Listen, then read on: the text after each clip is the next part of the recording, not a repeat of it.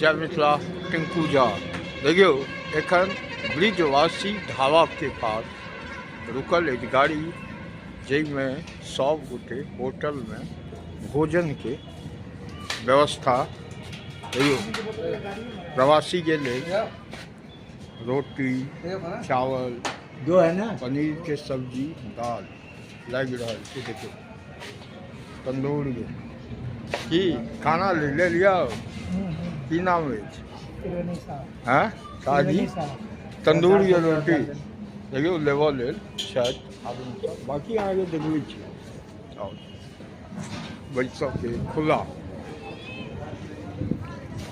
बउआ की नाम छे हाँ मैथिली में बाजो हाँ